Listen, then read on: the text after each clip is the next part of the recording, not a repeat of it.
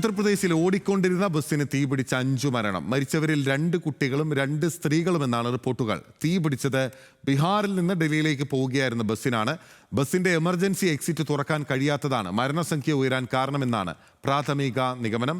വിവരങ്ങളുമായി അനേന സതീഷാണ് നമുക്കൊപ്പം നാഷണൽ ഡെസ്കിൽ വിവരങ്ങളുമായി ചേരുന്നത്. അനേന, വളരെ ദാരുണമായിട്ടുള്ള വലിയ ഒരു അപകടമാണ് ഉണ്ടായത്. എപ്പോഴാണ്, എവിടെ വെച്ചാണ്, ആർക്കൊക്കെയാണ് ജീവൻ നഷ്ടമായത്?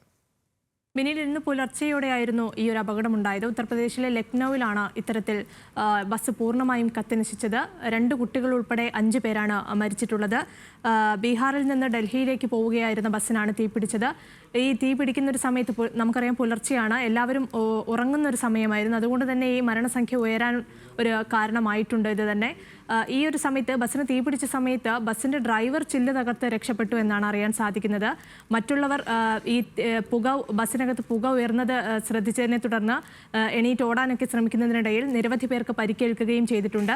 ബസ് നിലവിൽ പൂർണ്ണമായും കത്തി നശിച്ചൊരു നിലയിലാണുള്ളത്. മരണസംഖ്യ ഇനിയും ഉയർന്നേക്കാമെന്നൊരു സാഹചര്യം കൂടി നിലനിൽക്കുന്നുണ്ട് ബിനിൽ. ഓക്കെ, അനേന സതീഷാണ് വിവരങ്ങൾ നൽകിയത്. ബസ്സിന് തീപിടിച്ച 5 മരണം ഉണ്ടായിരിക്കുന്നു. ഉത്തർപ്രദേശിൽ ആണ് ദാരുണമായ അപകടം ഉണ്ടായത്. ഡൽഹിയിലേക്ക് പോകുന്ന ബസ്സായിരുന്നു ഇതെന്നാണ് അനേന റിപ്പോർട്ട് ചെയ്യുന്നത്.